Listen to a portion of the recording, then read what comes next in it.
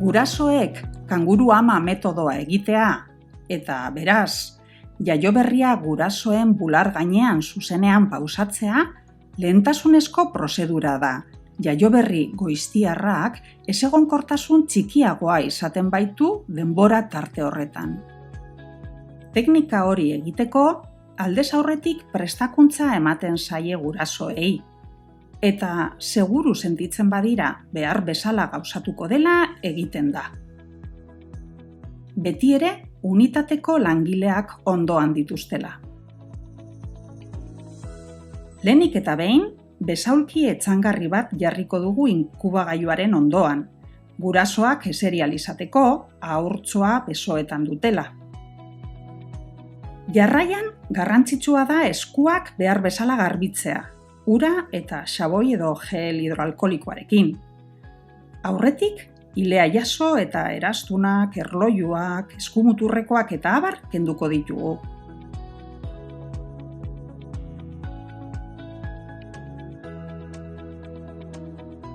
Inkubagailuaren estalkia irekiko dugu. Gurasoaren gorputza ahurtzoarengana errazago hurbiltzeko. Erretilua horizontalean atera eta 80 gradu biratuko dugu, jaioberriaren eta amaren edo aitaren gorputzak norabide berean egon daitezen. Gurasoak bularra aldea agerian duela, ahalik eta gehien hurbilduko zaio jaioberriari, eta makurtu egingo da hartzeko. Esku bat lepoaren eta bizkarraren atzealdean jarriko dio, eta bestea umetxoaren ipurdi aldean, eta bere bularraren gainean pausatuko du. Bien bitartean, erizainak arduratuko dira aireztapen gailuen hodiak, zainbarneko perfusio bideak eta jaioberriak dituen gainerako konexioak zaintzeaz. Haurra bularraren gainean duela, aita edo ama artestuko da, eta gure profesionalek astiro esertzen lagunduko diote. Eseri ondoren, jaioberriaren sabela gurasoaren sabelaren kontra ipiniko dugu. Besoak eta hankak tolestuta, burua albo batera begira eta pixka bat luzatuta. Belarria aitaren edo amaren bihotzetik gertu. Eta gurasoek burua makurtze hutsarekin musu eman ahal izateko altueran. Arnasbideak busatuta ez daudela ziurtatu behar dugu.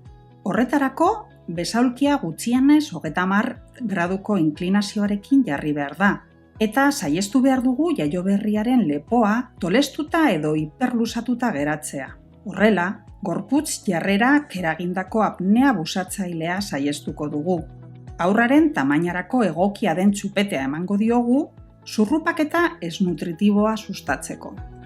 Dena ondo jarrita eta bermatuta dagoenean, eta jaioberria eroso eta posizio egokian egonda, esku oial, izara edo paxa batekin estaliko dugu.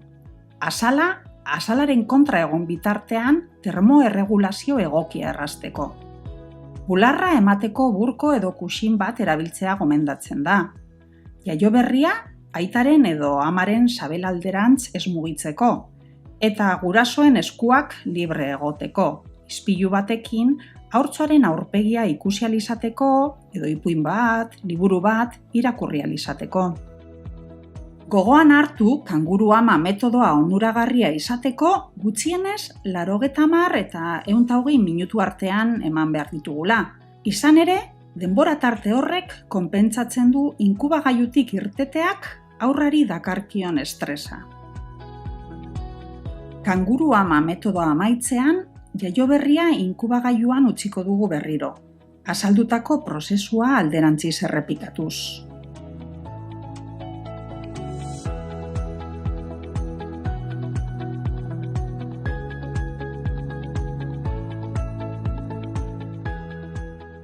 Gurasook haurraren eguneroko zaintzaren parte zarete.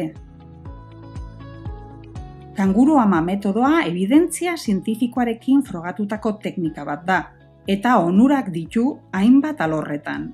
Infekziosoa, neurologikoa, analgesikoa, nutrizionala.